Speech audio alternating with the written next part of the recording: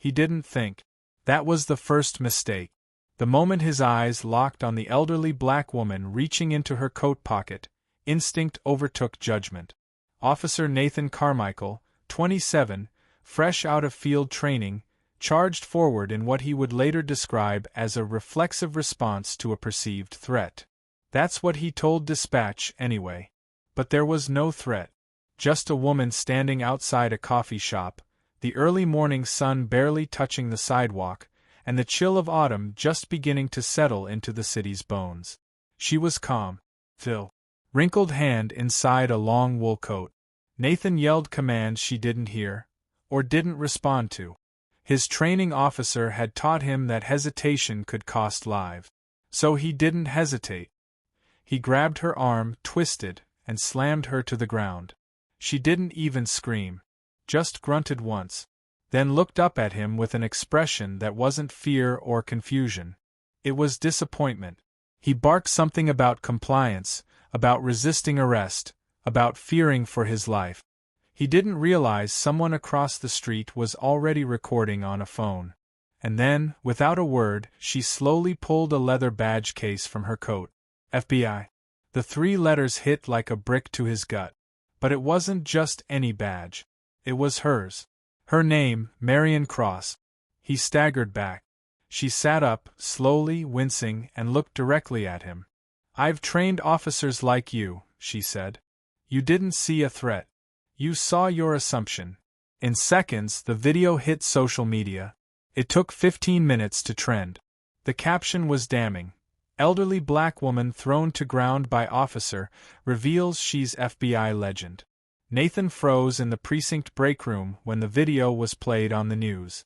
No sound. Just the grainy footage of his own hands throwing her down like a rag doll. A coworker muttered, "That's Cross?" As in the cross. Someone else whistled low. "You just ended your career, man." He didn't speak. He couldn't.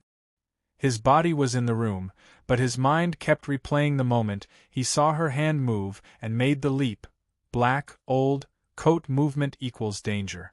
He couldn't unsee the look on her face after he heard her. An hour later, Internal Affairs called. By noon, the mayor had issued a statement. By sunset, protesters stood outside his precinct with signs quoting her past speeches. What no one knew yet was just how important Marion Cross really was. To most of the country, she was a retired FBI agent. But within federal circles, she was a legend.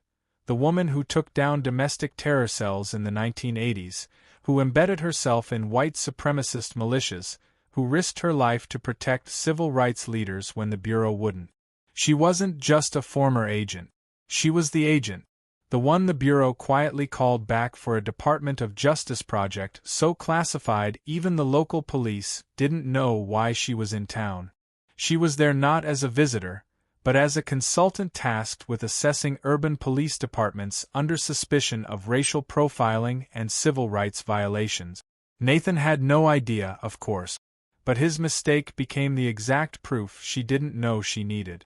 While news anchors debated whether it was an honest mistake or systemic proof, Marion sat in a hospital exam room with 2 fractured ribs and a bruised hip. She declined to press charges. She didn't need to. The system was already moving, and she was going to make sure it didn't stop. Nathan was placed on leave. Paid, pending investigation. The union issued a statement calling the response politically motivated overreach. But deep down, even his superiors knew this wasn't a small story. This wasn't just a bad headline. This was a national reckoning waiting to happen. Because Marion Cross wasn't a victim, they couldn't spin it that way. She wasn't just black. She wasn't just elderly. She was someone whose legacy had forced the FBI to look inward, whose early work led to several congressional reforms. And now she'd been slammed to the ground by a rookie officer who thought she was reaching for a weapon when she was simply retrieving credentials. Nathan didn't sleep that night. Not from guilt. Not yet. Just from fear. Fear of what this meant. Fear of what it said about him. Fear that maybe all the things he denied during training, that implicit bias, racial profiling, conditioned fear, were all true. The press demanded an interview. The mayor declined. Marion refused all comment. But behind the scenes, she was already speaking with DOJ officials, quietly using the incident as leverage. What happened that morning wasn't random. It wasn't isolated. It was the intersection of decades, centuries, of assumptions, power imbalances, and silent policies. The violence wasn't just in the slam to the pavement. It was in the way Nathan had never even questioned why his instinct was to see a threat. He didn't know her history, didn't recognize the face that once sat in war rooms with two presidents. He just saw an old black woman in a coat. And now the whole country saw him. The footage was picked apart on every platform. Analysts slowed it frame by frame. Lawyers weighed in. Activists called for his badge. But something else was happening too, something deeper. Conversations began erupting in training academies, in precincts, in universities. Not just about him. About the system that produced him. The blind spots that shaped his reflexes. The fear that trained him to respond without thinking. Marion's silence was strategic. She knew the system better than anyone. Let them argue. Let the outrage build. Because when she spoke, it wouldn't be for ratings. It would be for reform. Nathan, still silent, waited for a call from the department. None came. Instead, his lawyer got one from a DOJ official. An offer, or perhaps a warning. Testify quietly about what really happens in your precinct, or be made an example. He didn't know yet, but this wasn't just about his future. It was about hers. About what she had spent her life fighting to change. And how his one violent moment might just open the door for something much bigger than either of them. The world knew his face now.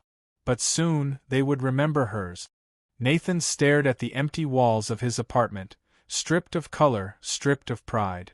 Every news cycle, every social media feed, every phone buzz screamed his failure.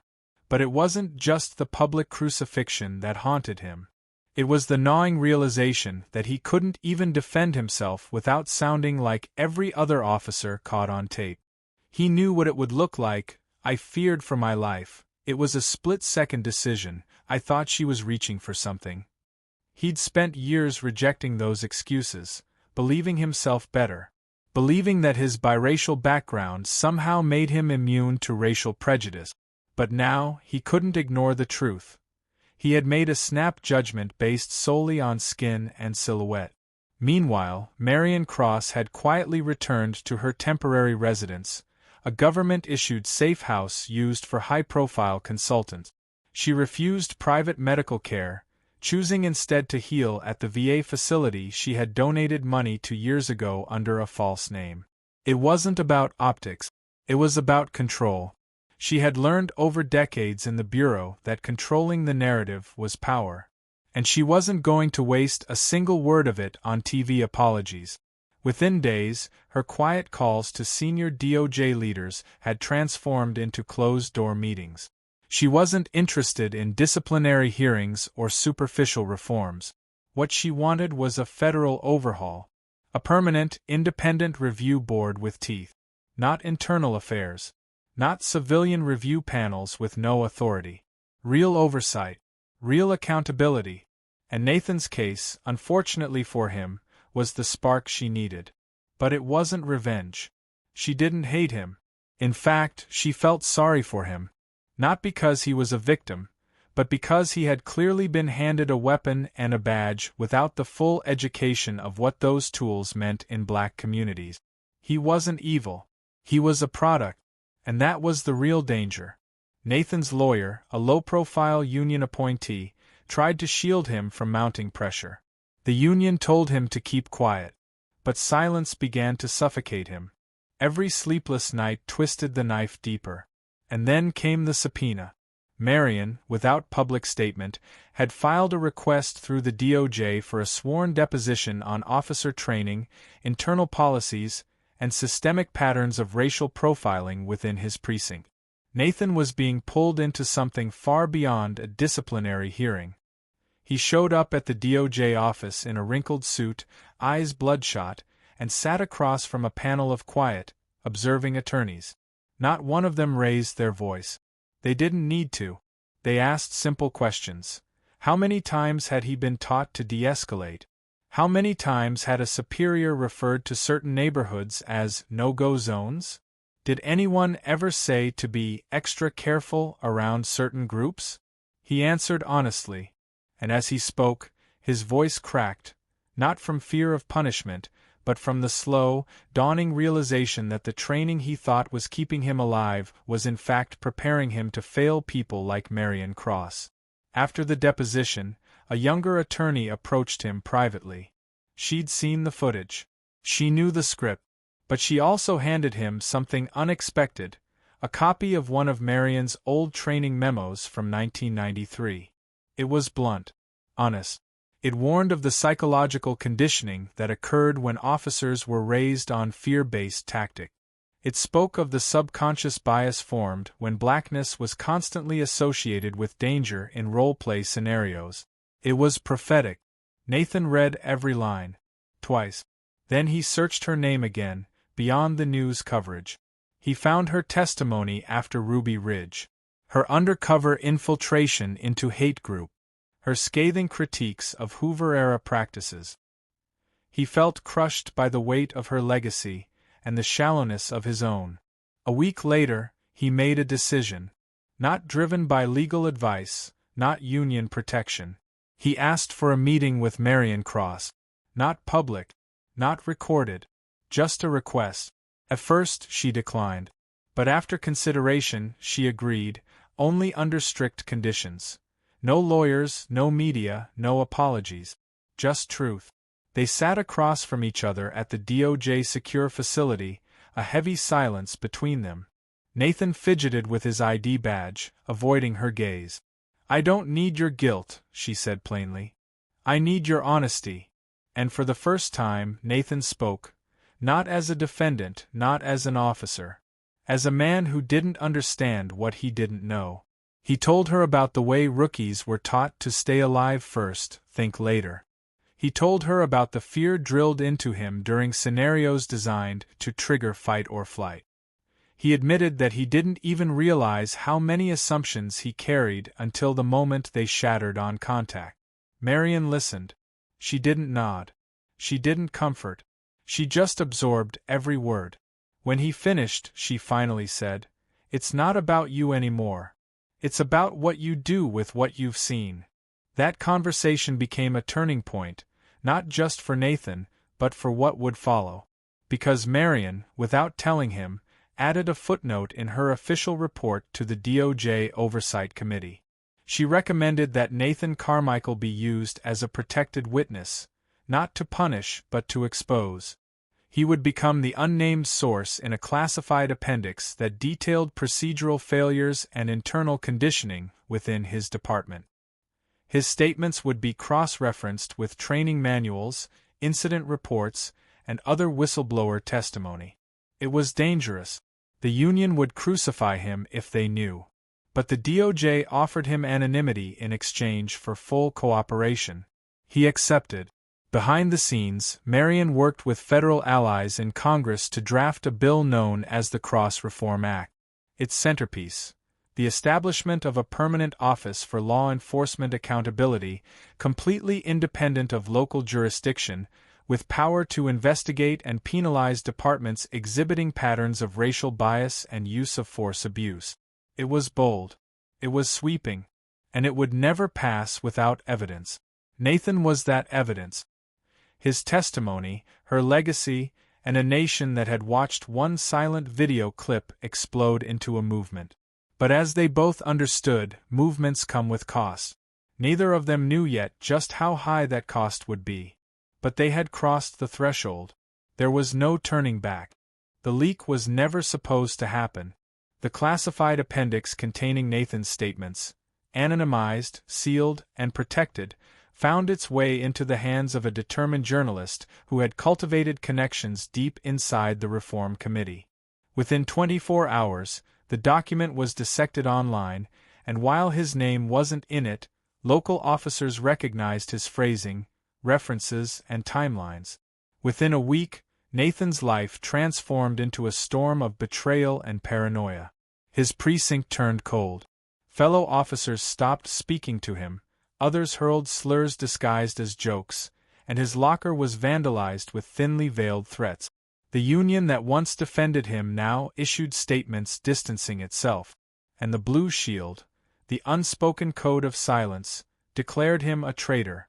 Nathan had become the embodiment of accountability, but inside his own house, he was exiled. Marion watched it all unfold with the quiet intensity of someone who'd lived through it before. She understood exile. During her early years at the Bureau, she had been blacklisted for pushing desegregation protocols too hard, had her career stalled when she reported racial harassment from a supervisor.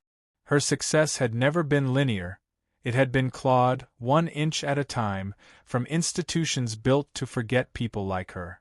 That's why she wasn't surprised by Nathan's fallout. Reform has no heroes, only martyrs.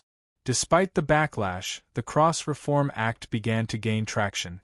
The public, galvanized by viral outrage and unrelenting grassroots campaigns, forced congressional leaders to hold hearings. Networks aired historical comparisons, bringing Marion's decades of work into the spotlight. They called her the ghost of J. Edgar's conscience.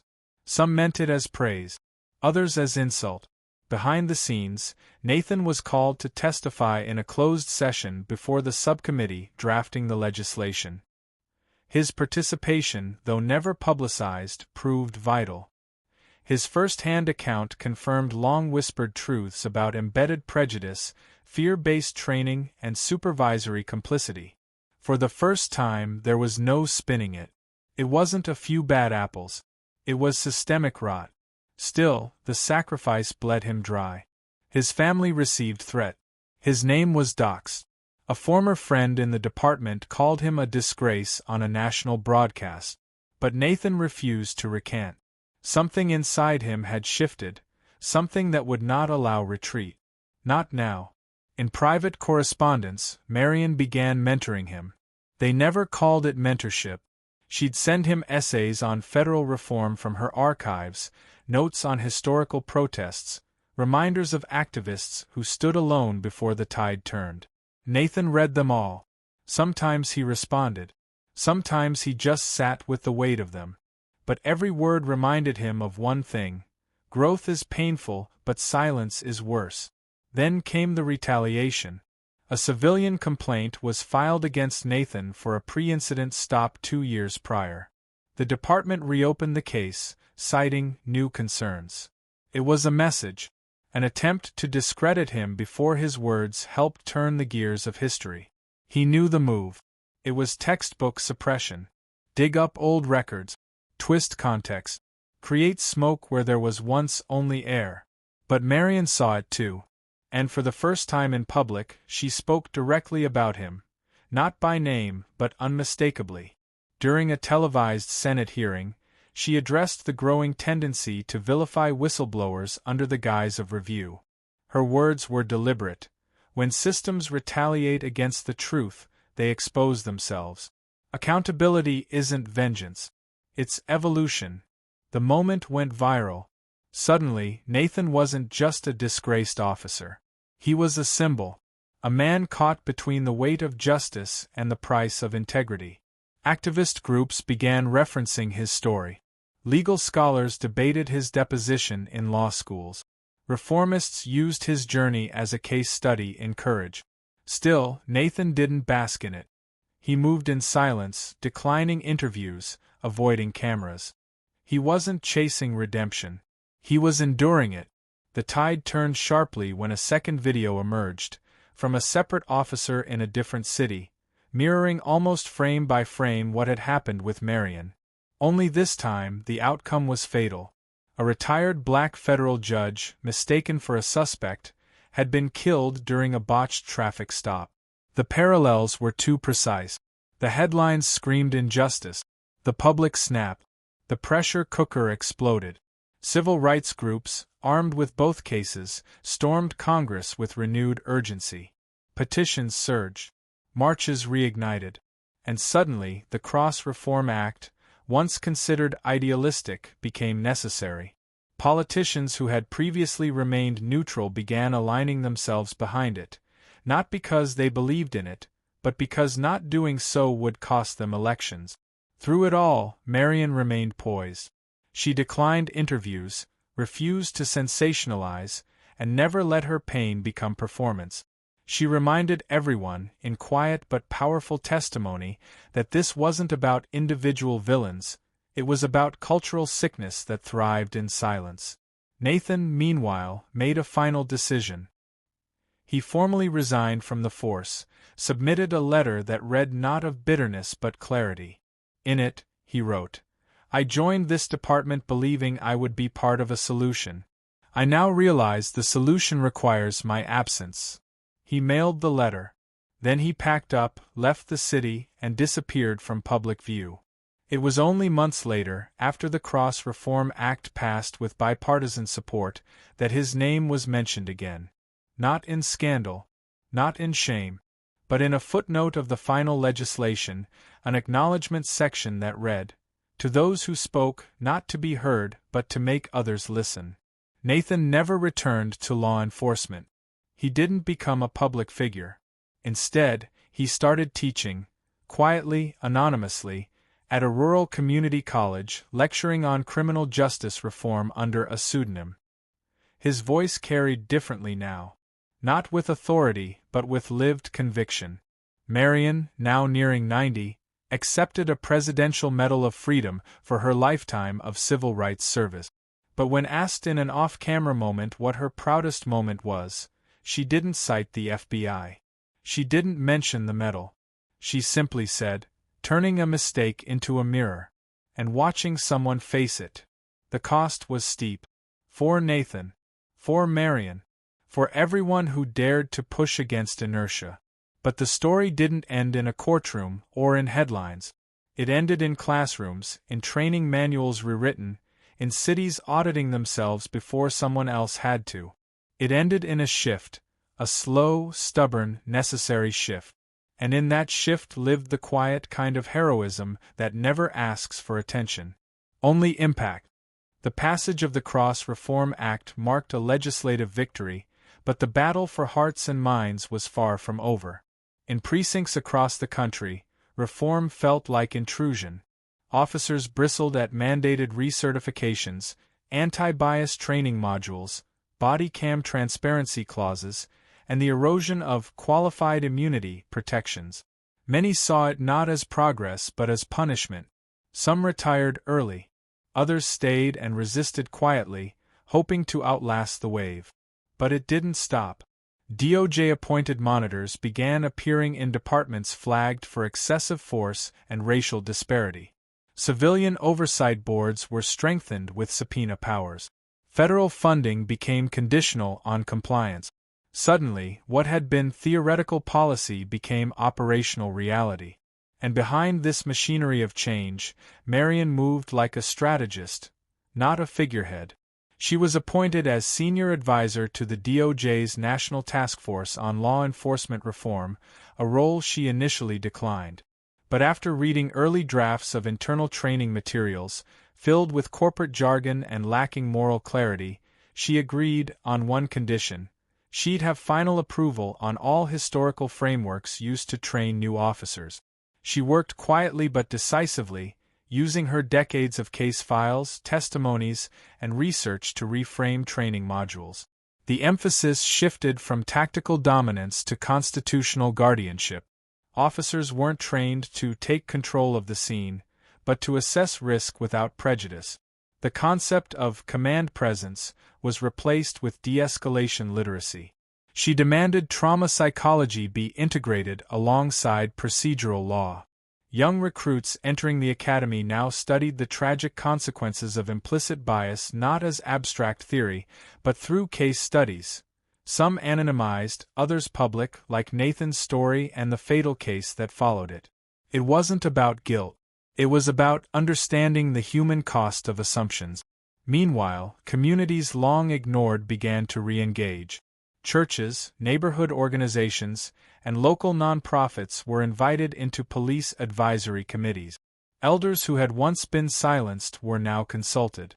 Teenagers were part of youth liaison programs, providing feedback on street-level interactions. The distance between officer and citizen, once weaponized, was being narrowed by design. Still, change was uneven. In one southern city, reform efforts sparked protests, not from activists but from law enforcement officers who walked out in mass resignation. Their absence led to a month of uncertainty, rising tension, and eventually the deployment of federal crisis teams. Marion flew down personally, sat across from both the mayor and interim police chief, and reminded them that transformation requires discomfort. Justice, she said, is not convenient. It's corrective. But while some departments resisted, others flourished. In a Midwestern city once plagued by misconduct scandals, a new police chief, a black woman raised by a civil rights lawyer, implemented every reform ahead of schedule. Within a year, civilian complaints dropped by 60%. Use of force incidents halved. Trust surveys in underserved neighborhoods hit historic highs. It wasn't a miracle. It was consistency, transparency, and humility. Back in Washington, Marion worked to ensure this progress wasn't temporary. She formed mentorship cohorts for young officers from marginalized backgrounds. She partnered with historically black colleges and universities to build law enforcement pathways rooted in justice, not authority. She didn't believe in token representation. She believed in infrastructure built on equity. Amid these efforts, Marion reconnected with old colleagues, some retired, some still active in intelligence or law enforcement reform. They called her the Archive, a living library of resistance. But to younger agents and consultants, she was something else. Proof that fighting from within was not surrender but strategy. That you could work inside a broken machine not to preserve it, but to dismantle its cruelty. Nathan, now living quietly, began noticing ripples. Stories from former cadets trickled in, students who had read about his testimony, discussed it in training seminars, or seen his pseudonymous lectures circulate online. One student sent him a letter. I joined to change things. Your story made me stay. Thank you. He didn't respond. He didn't need to. Marion, too, received her share of quiet affirmations. An anonymous package arrived at her door one evening. Inside was a photo of her, aged 35, leading a protest outside a federal building. Scrawled on the back in handwritten ink, "You told us we mattered before anyone else did. We still remember." No signature. No return address. This wasn't legacy measured in awards or citations. This was impact measured in transformation. Not every reform was perfect. Legal loopholes remained. Courts hesitated. Politicians hedged. There were reversals, compromises, and slowdowns. But the inertia had shifted. Silence no longer held absolute power. Transparency wasn't feared but expected. Officers were being taught to see, not just to observe but to understand. They were being taught history not as dates but as warnings. As the task force prepared for its final report, Marion gathered the national leads for one last session. She didn't give a speech. She asked a question. What happens when reformers retire? The room was silent. Then she answered for them. If the next generation hasn't been prepared to carry the burden, then we've failed. If this was just a moment, not a movement, we've failed. But if we built something that outlives our faces and names, then it was worth the cost. No one applauded. They didn't need to. The message was absorbed like breath. In the months that followed, Marion began preparing her exit. Not a retirement, she didn't believe in that word. More like a recalibration. She began archiving her notes, digitizing her decades of work, recording oral histories for public record. She wanted no erasure. No whitewashing. Just truth, preserved and unfiltered. The DOJ offered her a permanent seat on the advisory board. She declined. Her response was simple. This movement doesn't need monuments. It needs momentum. By the time the third annual report was released, citing statistical drops in fatal encounters, increased public trust scores, and growing representation among leadership ranks, Marion had already transitioned into advisory work for international police reform bodies. Her work now echoed beyond borders. And still, she never called herself a hero, never accepted the label of savior. She once told a student intern, "I didn't do this to be remembered. I did this so you could forget how bad it once was." That was her hope. Not for recognition, but for irrelevance of injustice. That, in her eyes, was the real victory. News of Marion's efforts began drawing attention from unexpected places. International media started covering the quiet, relentless reforms underway in the United States, not as spectacle, but as blueprint. Her name circulated in policy circles in Europe, South America, even parts of Africa where nations struggled with colonial-era policing systems. She wasn't just influencing American law enforcement, she was shaping a global conversation about power, bias, and systemic equity. But attention came with scrutiny. A senator from a state fiercely opposed to federal oversight launched a campaign branding the reforms as an overreach of government into local authority. In a series of televised interviews, he accused Marion, without naming her directly, of undermining law enforcement morale and pushing a radical ideological agenda. His words sparked a familiar cycle of backlash and support, dividing audiences. But this time, Marion didn't respond directly. Instead, she gave a quiet interview to a non-profit journalism collective. Her words were calm, unflinching. "I'm not here to dismantle law enforcement," she said. "I'm here to rebuild public trust. If that trust makes someone uncomfortable, the discomfort isn't the problem, it's the mirror." The interview went viral not because it was loud, but because it was undeniable. It wasn't just her status as a retired FBI legend. It was her clarity, her refusal to traffic in fear.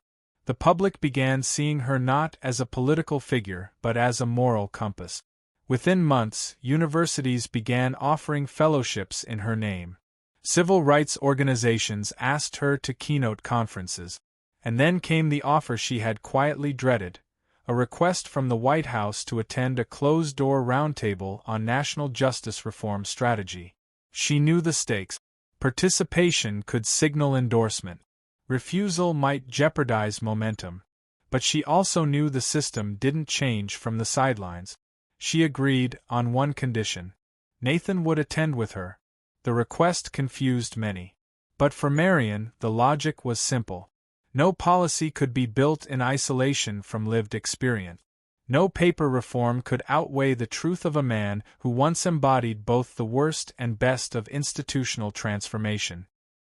His story had become cautionary and redemptive. And it still wasn't over. The roundtable began behind high security, with policy makers, legal scholars, law enforcement leaders, and justice advocates seated in quiet tension. When Nathan spoke, he didn't apologize again. He didn't explain. He described what it meant to live knowing one action had triggered a domino of revelations. What it meant to realize your silence once contributed to a system that buried truth. What it meant to be haunted by a life taken out of fear disguised as authority. He told them about the aftershocks, how his name still triggered reactions, how former colleagues saw him as a traitor, how others called him a hero. He told them neither label mattered.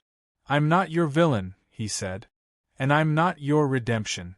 I'm your proof that the system breaks everyone, including the ones who serve it." When he finished, the room was still. From that moment, policy shifted from abstract principle to urgent imperative. Proposals already drafted were rewritten with new provisions for officer wellness, anonymous reporting systems, civilian collaboration models, and trauma-informed policing. Marion didn't need to argue anymore. The argument had already lived and spoken beside her. Yet, not everyone celebrated. Back in Nathan's home state, extremist groups began circulating edited footage of the roundtable. He received threats. A smear campaign accused him of selling out. His house was vandalized. And one morning, He woke to find a bullet lodged in his mailbox. He called Marion. Not for help. For advice. She didn't tell him to hide. She told him to prepare. Truth has enemies, she said. But cowards only shoot at what they fear. It was the last private call they'd have for a while. A few weeks later, Nathan was subpoenaed to testify before a Congressional Oversight Committee evaluating the impact of the reforms. It was meant to be a routine update. It became a spectacle. A senator hostile to the reform bill ambushed Nathan with questions meant to delegitimize him.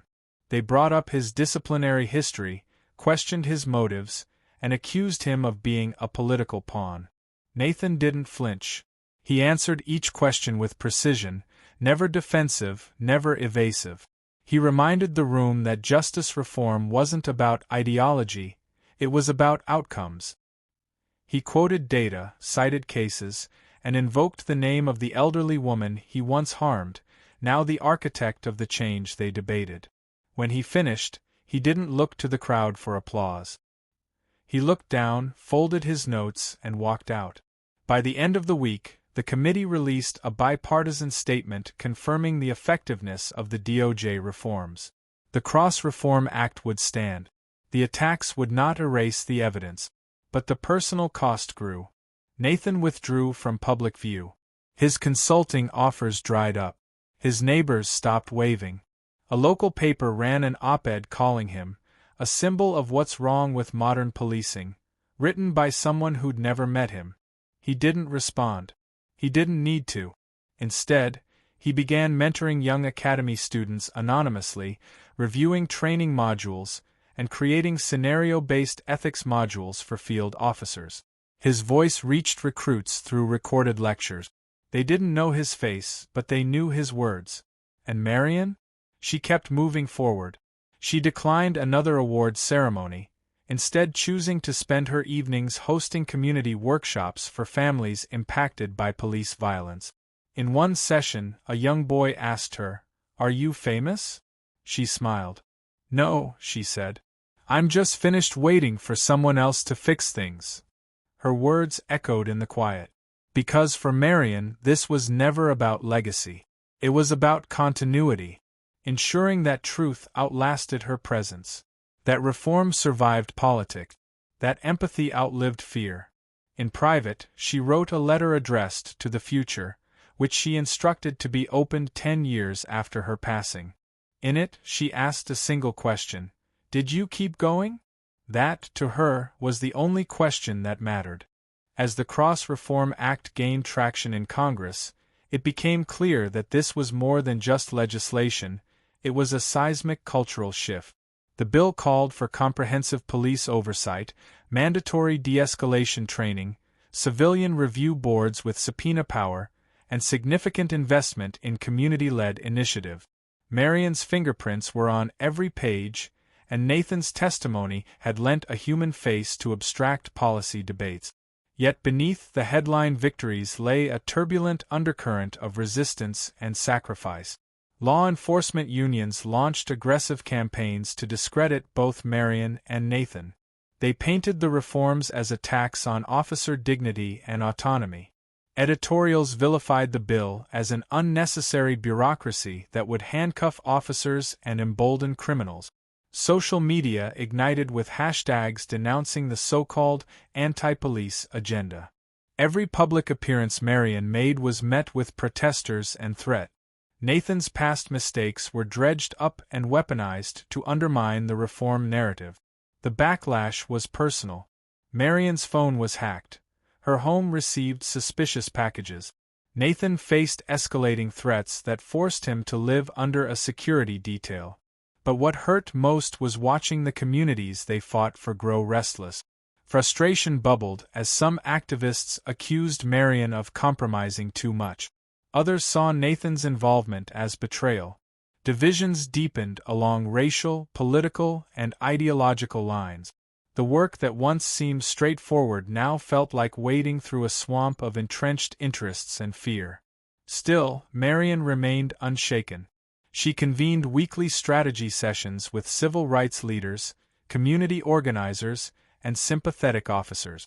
They refined messaging, coordinated grassroots mobilization, and developed training curricula that centered empathy, cultural competency, and accountability. Her approach was methodical, rooted in listening, learning, and leading without ego. Marion insisted that lasting change required more than laws. It demanded transformation of hearts and minds. Nathan, meanwhile, found unexpected allies among younger officers hungry for reform but trapped in rigid systems. He organized confidential workshops where recruits and veterans could speak candidly about the pressures they faced, the moral dilemmas in the field, and the toll of institutional silence. His own story, once a source of shame, became a catalyst for dialogue. By sharing his journey from misguided loyalty to whistleblower, he inspired others to confront uncomfortable truths within themselves and their departments. Yet this path was not without cost. Nathan's estrangement from former colleagues deepened. Invitations to police reunions stopped coming.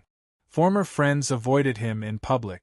His family, once proud of his badge, grappled with the new reality. The weight of public scrutiny and private alienation bore down on him. Some nights the doubts crept in: had he made the right choice? Was redemption possible when the world saw only failure? Marion sensed his struggle. She reached out often, reminding him that growth often required sacrifice. True leadership, she said once during a late-night call, means standing firm when the wind blows hardest. She shared stories from her own past, moments when her convictions had cost her professionally and personally. Those stories were lifelines, reminding Nathan he was not alone. Together, they also confronted the complexities of systemic racism and prejudice that permeated every layer of reform. They acknowledged that no bill could instantly erase centuries of discrimination. But incremental progress, rooted in resilience and empathy, could build a foundation. Marion pushed for increased funding for bias training, recruitment of diverse officers, and community policing initiatives that emphasized partnership over patrol. The cultural shift began to take tangible form. Cities that piloted the reforms reported decreases in use of force incidents and complaints against officers. Trust between law enforcement and marginalized communities slowly began to rebuild. News outlets that once criticized the reforms now featured human interest stories about officers and civilians working side by side to prevent violence. Marion and Nathan became symbols of this new era, not because they were flawless, but because they embodied accountability and transformation. Still, political battles raged. Opponents tried to delay funding and water down provisions. Legislative sessions grew contentious, with partisan rhetoric threatening to unravel months of progress. Marion and Nathan worked tirelessly behind the scenes, lobbying lawmakers, mobilizing grassroots support, and testifying at hearings. Their resolve never wavered, but the toll was visible. Both bore the marks of relentless pressure. One pivotal moment came when a coalition of bipartisan senators publicly endorsed the reforms, citing Nathan's testimony as a turning point. This endorsement shifted the narrative from partisan bickering to shared responsibility. It paved the way for final votes that secured the Cross Reform Act's passage with unprecedented support. The victory was bittersweet. For Marion, the win meant the culmination of decades of struggle. She knew the act was just the beginning, but it validated a lifetime dedicated to justice. For Nathan, it was a chance at redemption not through public accolades, but through quiet service, knowing his courage helped reshape a system that once betrayed him. Yet their journeys remained intertwined with pain and hope. Nathan chose to remain out of the spotlight, channeling his energy into training future officers. Marion continued consulting, always advocating for marginalized voices. Both understood that reform was a living process, requiring constant vigilance, courage, and compassion. The story of the elderly black woman and the officer who attacked her had sparked a national reckoning. What began as a moment of crisis had evolved into a movement for equality and accountability. Their legacies were not defined by a single incident, but by the transformation they ignited, proof that even in the darkest moments, resilience and leadership could illuminate a path toward justice. The question Marion had posed in her letter to the future lingered. Did you keep going? For those who followed their story, the answer was already clear. The aftermath of the Cross Reform Act's passage was a crucible of challenge and change, forcing society to confront the uncomfortable truths embedded in its institutions. Marion's vision of justice was no longer just an ideal. It had become a tangible framework reshaping law enforcement and civil rights across the nation. Yet, the journey was far from over. Every victory was met with new obstacles, every moment of progress shadowed by the persistence of prejudice and resistance. Nathan's transformation from officer to whistleblower had not gone unnoticed. His story became a beacon for those caught in the tension between loyalty to their badge and fidelity to their conscience. He was no longer just a man seeking redemption. He was a symbol of courage and growth. Yet, this symbolic stature came at immense personal cost. His relationships with former colleagues remained fractured, and the emotional toll was relentless. Despite the isolation, Nathan persisted, dedicating himself to mentoring young officers who struggled with the same ethical conflicts he had faced. His message was clear. Leadership means owning your mistakes, seeking truth, and pushing for systemic change from within. Marion, now a national figure, faced the constant challenge of balancing advocacy with pragmatism. She understood that the true measure of reform was in its implementation, not just its legislation. Her efforts shifted toward ensuring the new policies were enforced effectively and equitably. She worked with diverse communities to build trust, emphasizing empathy as a core principle for both officers and civilians. Marion championed mentorship programs to nurture future generations of leaders who valued diversity, inclusion, and equality. Her legacy was not just in laws passed but in minds and hearts transformed. The cultural shift sparked by their combined efforts began to permeate more broadly. Police departments initiated transparent reporting practices, and public accountability became a norm rather than an exception.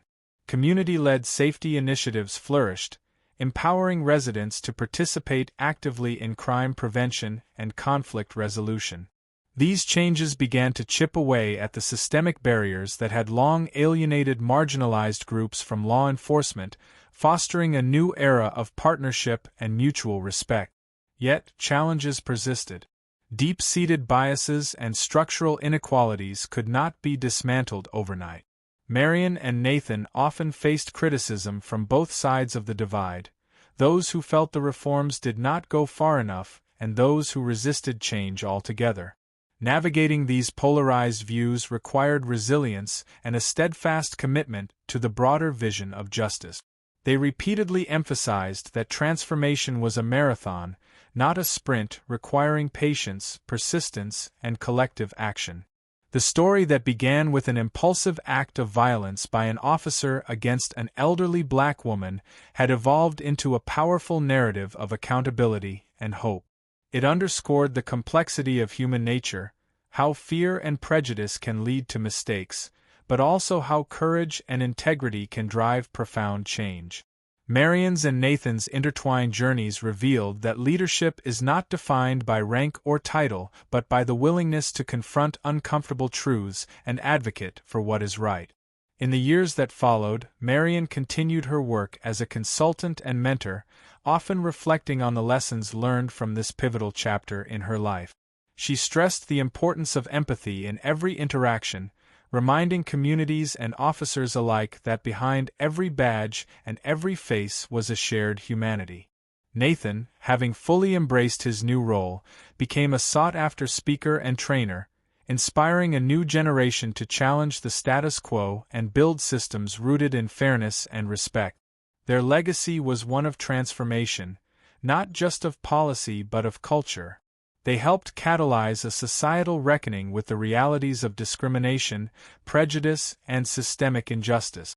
More importantly, they showed that redemption and growth are possible even in the face of profound failure. Their story became a testament to the power of resilience, forgiveness, and the enduring human spirit's capacity to seek justice and equality. As new leaders emerged from the programs they helped establish, Marion and Nathan saw the seeds of lasting change take root.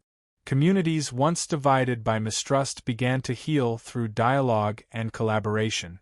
Police officers learned to approach their duty not as enforcers of power but as guardians of peace and equity. The collective effort toward inclusion and fairness fostered hope for a future where equality was not just a legal concept but a lived reality. The question Marion had posed in her letter to the future, "Did you keep going?" echoed through the generations that followed. It became a challenge and a call to action, reminding everyone that the pursuit of justice is ongoing. Their story, born from a moment of crisis, had sparked a movement that transcended individual lives, becoming a beacon of inspiration for all who believe in the possibility of a better, fairer world. In this final reckoning, Marion and Nathan's experiences illuminated the true meaning of heroism, not in flawless victories, but in the relentless pursuit of truth, accountability, and compassion. Their journey from conflict and pain to leadership and advocacy underscored the profound impact one person's courage can have on the arc of history. The transformation they ignited continues to inspire efforts toward equality and justice, proving that even the darkest moments can give rise to enduring light.